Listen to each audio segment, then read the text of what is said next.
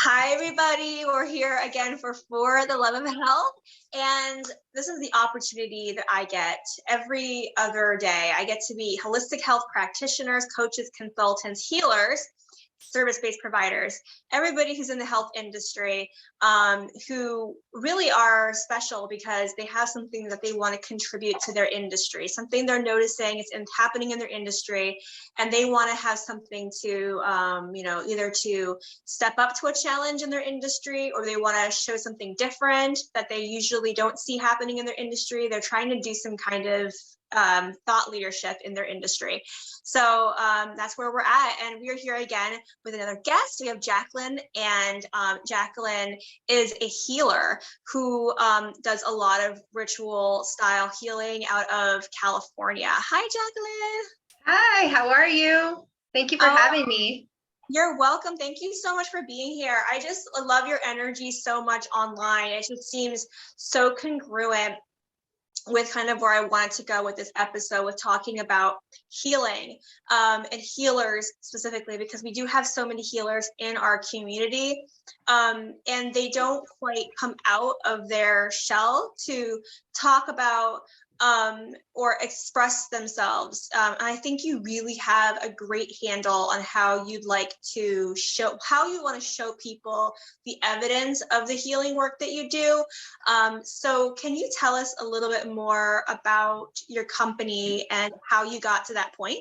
Yeah, yes, absolutely. Thank you so much for that introduction. I appreciate you.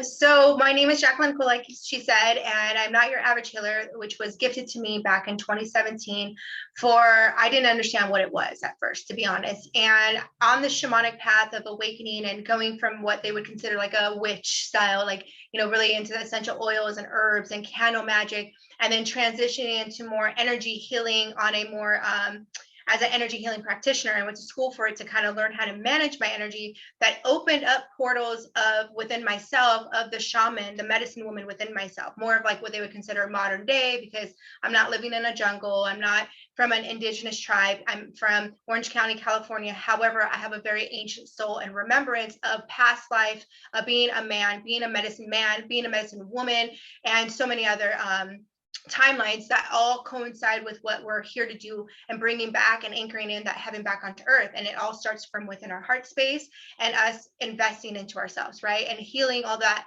epigenetic inheritance that's passed down through our lineage, that we are here to be that way shower to transmute it and bring it back to love.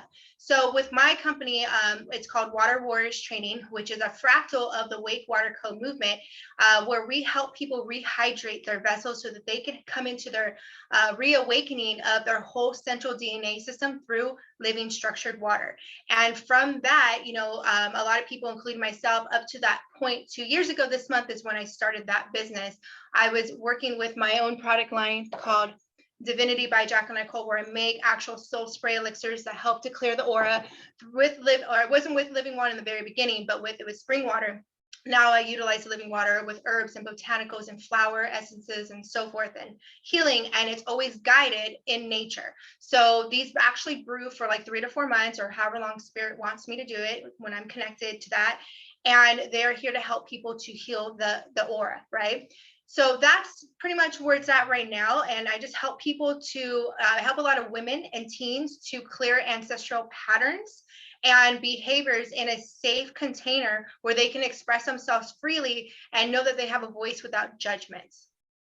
Yeah, I think that's really well put, because your marketing and how you visually represent that comes through very clearly. And especially the part that you were saying that you are, you're in this particular county of California. You're not in these more traditional spaces in the rainforest or in these retreat spaces, and also representing people of color too, like real living experiences and real integration of these shamanistic tools within like everyday circumstances, which I think really does come through really clearly in your work.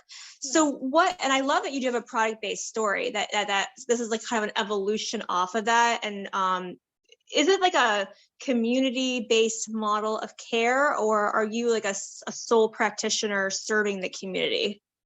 It's kind of a mixture of both, to be honest. I've never been asked that question. That's a great question. It's a mixture because, we are, individuals in this business, right? And then, but we come together as a community to support each other. We have a lot of, leadership calls. We have a lot of retreats. We call them reunions, and it's coming back in. And then we sit together in circle and we do business, what we call conscious-based, hydrated business entrepreneurship.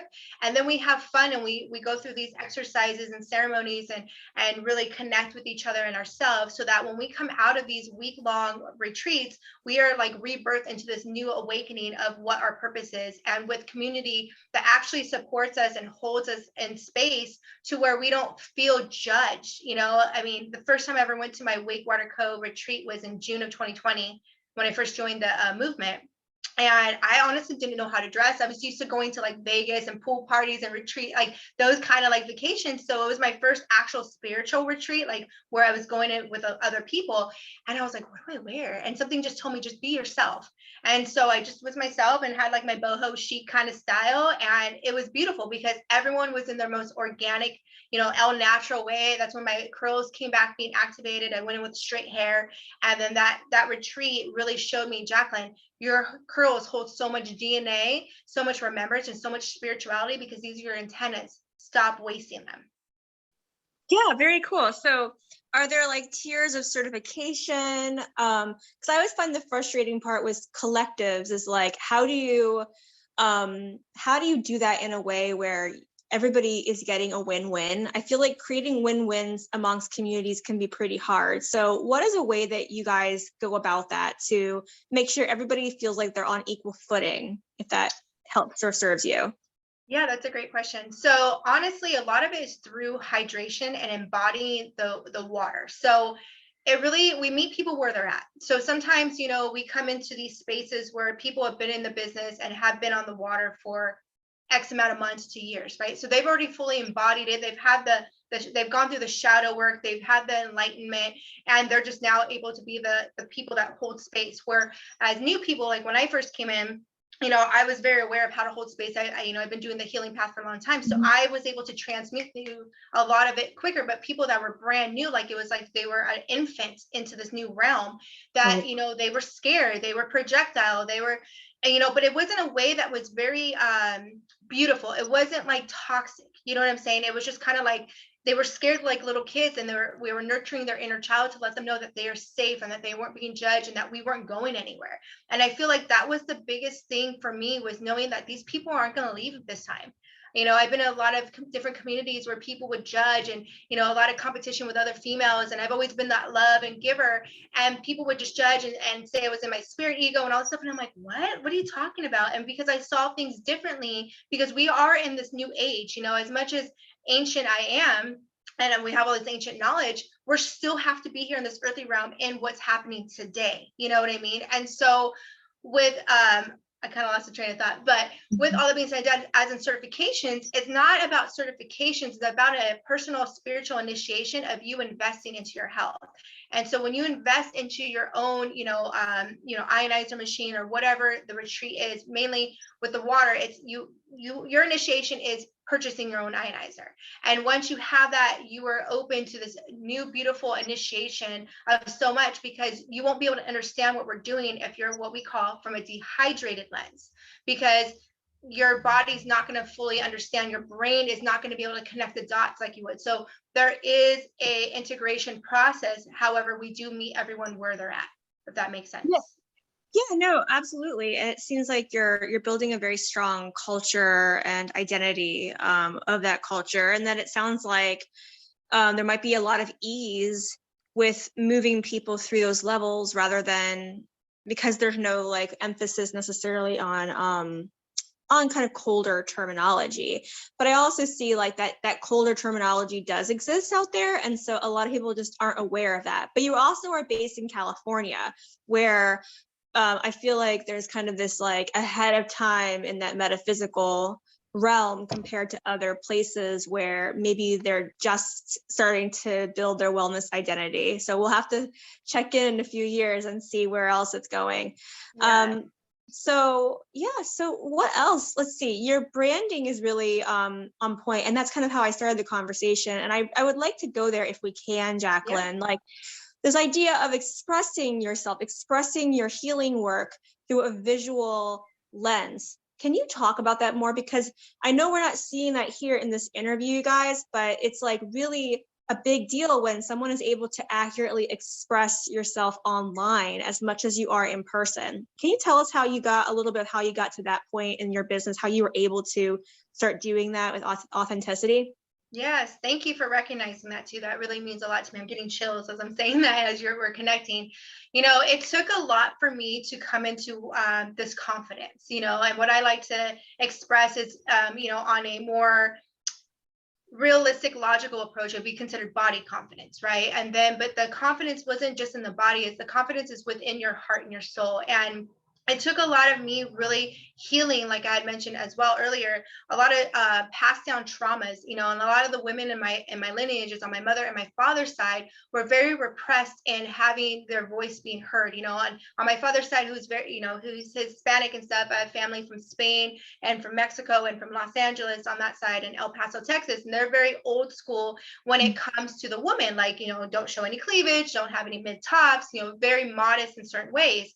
And so I was like the wild child coming in there because, showing like having like a halter top on or whatever. People were like, oh my God, Mija, like put some clothes on. And they were always the women that stayed home and, they were the moms, the stay at home moms, and they took care of the family and did everything. They were very submissive, right?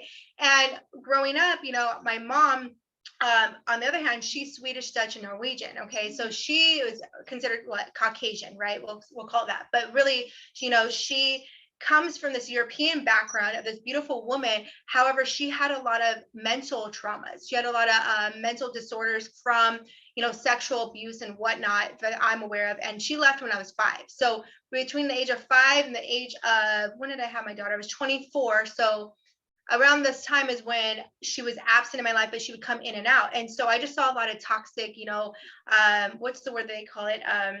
Not necessarily dehydration, but the like the dark feminine aspects through my mother. So I always said I would never be anything like her. And so my dad raised me, and I was a tomboy actually growing up. I was very into sports. I raced BMX, I did kickboxing, soccer, and I did a little bit of dance, but I did what felt comfortable with my dad, because my dad did the best he could being a single father and entrepreneur. So fast forwarding, I wasn't really tuned into my feminine energy. I was very warrior goddess, right? And so when I became a mom was when I started to be awakened in 2007 on this like level of compassion and unconditional love and sensitivity and my emotions coming up, right?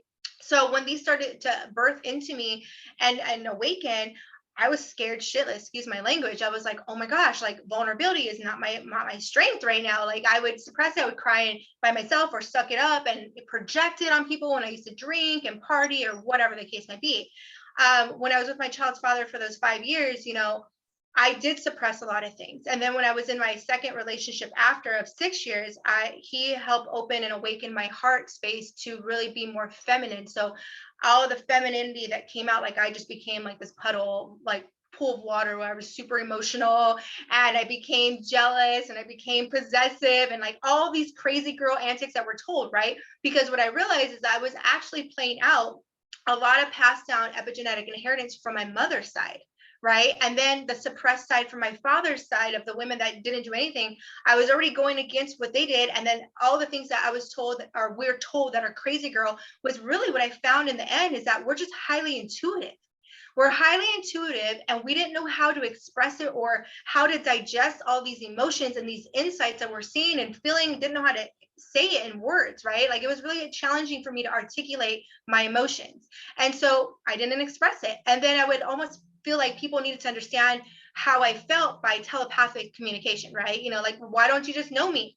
So in that relationship of 6 years, it was very toxic, but there was a lot of pros in those darkness because it brought out the shadows in me that I suppressed for so long.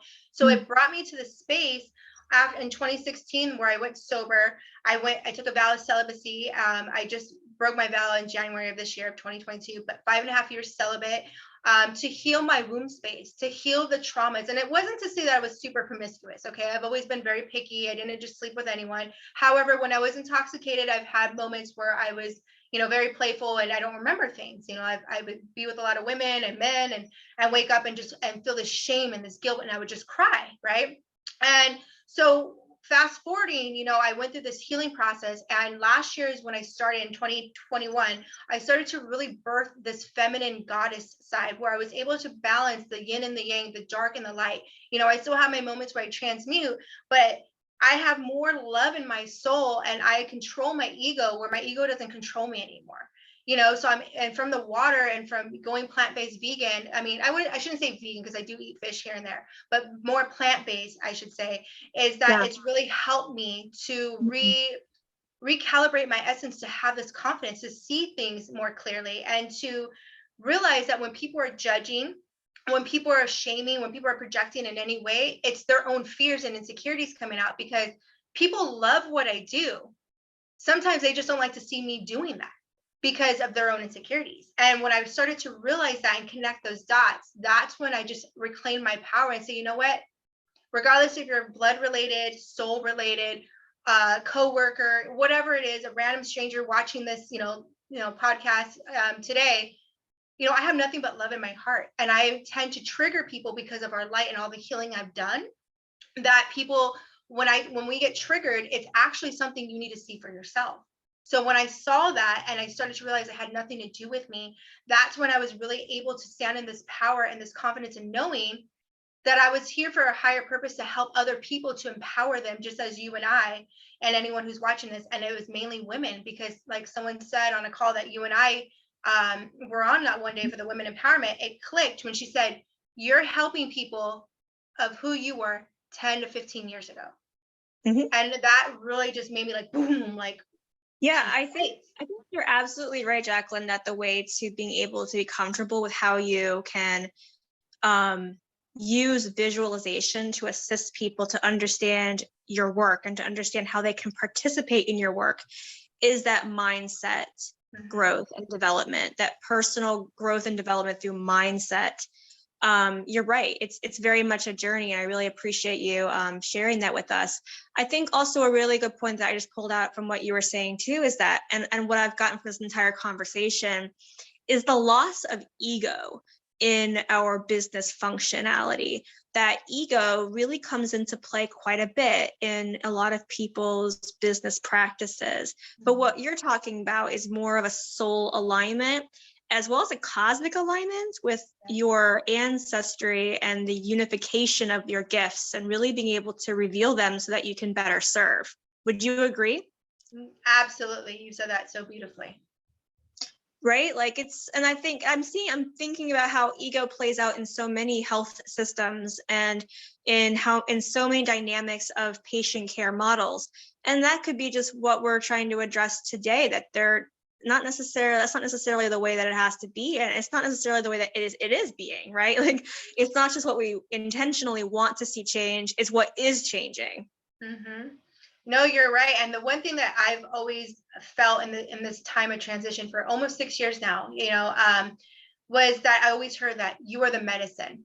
That was something I didn't fully understand. Like, I'm a medicine. What do you mean I'm a medicine? And they're like, water's medicine. When I started drinking the water, I'm like, water is medicine. We don't look at water as medicine. We're told to drink water. We're told to take these certain herbs, but not all water is created equal. Not all herbs are created equal. Where are you getting them sourced from? Like, are they authentic? Are they, what I mean? Like different essential oils, like there's good ones and there's ones that are knockoffs that have synthetic fillers in them, And so when I started to open up to that and I started to hear, I am the medicine. You are the medicine. We are the medicine for change. We are the ancestors that we have been waiting for. So therefore, we are the ancestors for change. And the only way to create change in our family, we can't change the past. We can shift the energy, the frequency. We can't change our family, but we can choose to be the change. And I will tell you, it's the path of that's why I call my movement the WATA, W-A-T-A.